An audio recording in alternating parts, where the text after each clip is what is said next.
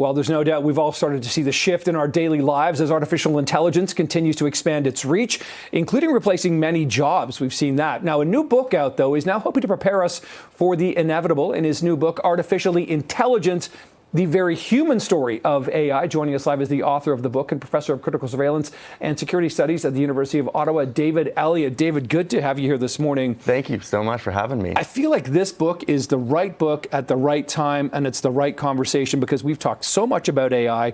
There's fear, there's enthusiasm, there's misunderstanding, and you're trying to put us kind of at the center of it all. Explain a little bit to us about your premise for the book and how you want this to be approachable for everyone.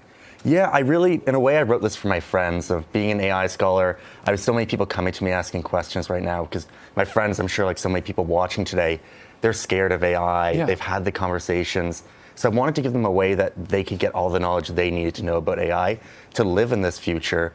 But I want to put it in a way that anybody could read and anybody could have a fun time reading that wouldn't seem like a university textbook. And I should say with that too, don't want to take too much credit here. I'm not a professor yet, still a PhD candidate, but hopefully one day soon. I'm sure you'll get there. So David, talk about that, overcoming that fear factor, because, you know, sadly, unfortunately, news does focus on the negative many times. I mean, I'm reading the news a lot of times these days. How do you get people to approach it with an open mind? Because we talk about it, you know, job losses, Amazon's cutting jobs, other major corporations and tech firms are cutting jobs because they feel like AI/robots can do it better.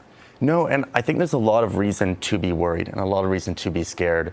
But I think we're having a bit of a Wizard of Oz moment here. And actually, before I worked in academia, I was a professional magician. Okay. Yeah, and one of the things is I think AI is really similar to magic. But the first time you see ChatGPT or a good AI system, it feels like magic. But magic has power because we don't know the secret.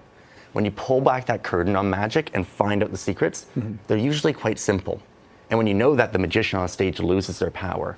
I think AI is like magic, but I don't think we should treat it like that. I think when you pull back the curtain, when you learn the secrets, as I go through in this book, the basics of it are actually quite simple. How it works is quite simple.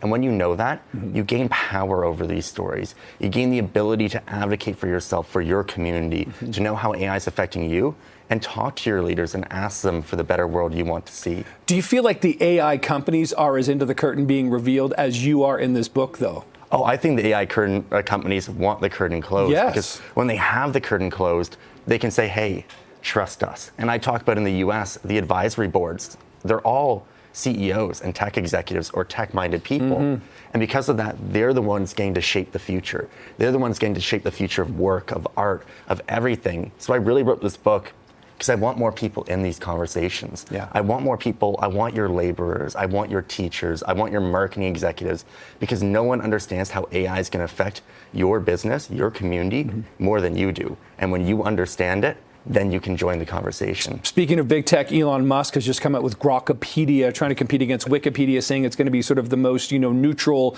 non-woke, as in his words, artificial intelligence. What do you make of this? Because it all, again, it's what information goes in, gets pumped out of the other side as well, but they say they're going to check it differently. Yeah, it's really difficult because the more you learn about how these large language models work, the more you see that hallucinations, they aren't necessarily a problem. They're actually a function of it. It's a part of how it works. So it makes me really critical of anybody who's using these systems for any sort of fact checking or creating any content like this. But then it's also a bit of a warning about the way that these big tech companies are using AI to kind of control truth, in a sense, to be the people who speak to us of like, if I look up, is something healthy on Google now, I don't go to the top 10 searches and make up my own opinion. I just see that Google thing that says, yeah, eating 50 almonds a day is healthy, and then I'll think that's it. So this AI information has this ability to actually change the way we interact with what we know about the world. And that honestly makes me a bit nervous. Yeah, indeed. But this is definitely, like I said to you earlier, David, the right book for the right time. You can catch David tonight, by the way, at the Toronto International Festival of Authors coming up. David, pleasure meeting you this morning. Thank you so much for being here. Thank you for writing this book as well. I do appreciate this.